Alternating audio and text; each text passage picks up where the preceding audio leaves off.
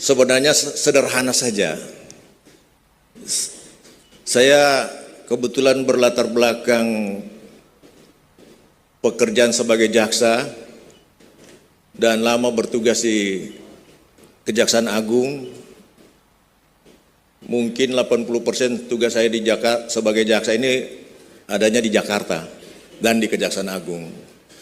Jadi kalau terkait dengan penanganan perkara korupsi, itu orang-orangnya saya sudah nggak tahu siapa semua, mulai dari pejabat di negara ini yang tertinggi sampai yang terendah saya sudah pernah memintain keterangan. Mulai dari presiden, pimpinan partai politik, pimpinan DPR,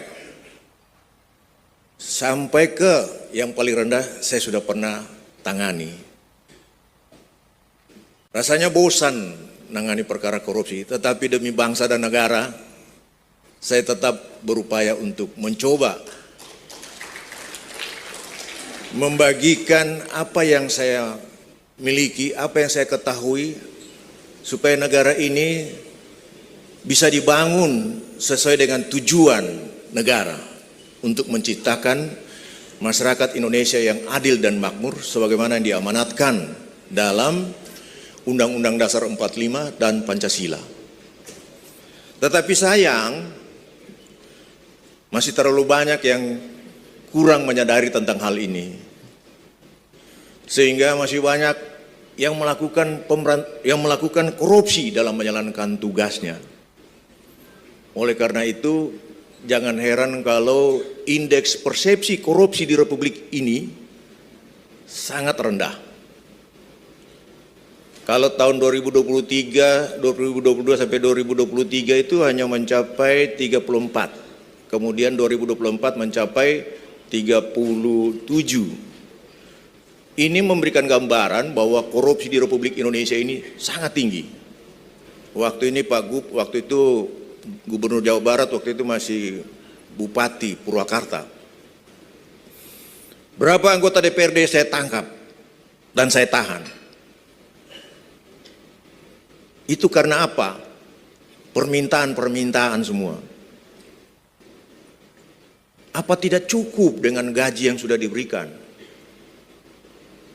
Apa tidak cukup ya? Tidak cukup. Kalau Bapak bilang tidak cukup, Bapak sudah diberikan mobil, Bapak sudah diberikan rumah, Bapak sudah diberikan anggaran lain-lain. Masih banyak rakyat kita yang jelata. Jangan Bapak cuma melihat ke atas, tapi lihatlah ke bawah. Kehadiran kita sebagai pimpinan bukan untuk menjadi kaya, tapi bagaimana membangun negeri ini supaya menjadi kaya. Kalau bapak-bapak merasa tidak cukup, berhenti saja jadi pegawai. Nggak usah jadi pegawai, masih ada yang lain yang suka.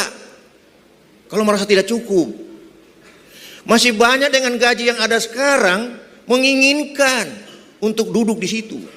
Tapi kenapa bapak-bapak memaksakan diri untuk duduk juga di situ dengan gaji yang rendah? Kalau tidak mau mundur, nanti yang lain banyak yang mau, yang suka, Pak. Yakin saya banyak yang suka kok. Sudah gitu, mohon izin saya mohon maaf yang sebesar-besarnya. Ngapain harus buang-buang uang bayar sana sini? Hasil penelitian dari KPK. Serangan fajar. Penelitian KPK. Untuk apa? Hanya untuk duduk di meja dan kursi yang bagus. Terus kalau tidak cukup gajinya, mundur. Makanya jangan pakai serangan fajar untuk menduduki jabatan itu. Pakai iman, integritas yang berkaitan dengan iman.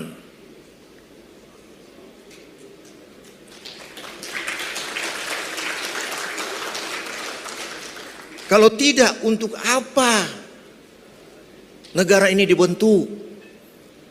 Bapak-bapak dan ibu-ibu yang saya hormati dan saya cintai dan saya banggakan, ketika bapak-bapak sudah terpilih menjadi gubernur, menjadi bupati, menjadi wali kota, menjadi pimpinan DPRD, bapak-bapak itu harus ingat, bapak-bapak disumpah Bapak-bapak disumpah, baca kembali isi sumpahnya, baca kembali narasi sumpahnya, dan ingat selalu isi sumpah. Bapak bekerja untuk negara dan bangsa ini, pada akhirnya Bapak harus mempertanggungjawabkan pada rakyat, masyarakat dan bangsa, terutama tanggung jawab terhadap Tuhan. Bapak jangan berharap bahwa tidak ada Bapak pertanggungjawaban kepada Tuhan. Makanya Bapak-bapak sebelum melaksanakan tugas disumpah dulu. Bacalah sumpah dan maknailah sumpah itu dengan baik. Pahami sumpah itu dengan baik. Kalau masalah harta, gaji, gak usah dipikirin. Allah Maha Pengasih, Allah Maha Penyayang, Allah Maha tahu apa yang kau butuhkan, Dia tahu. Kalau begitu kamu diberikan tempat di sini untuk apa? Membangun negeri ini, membangun daerah kita. Bukan korupsi uang rakyat itu. Kalau itu yang kita lakukan, korupsi, negara kita tidak akan pernah maju. Indeks persepsi korupsi kita tidak akan maju.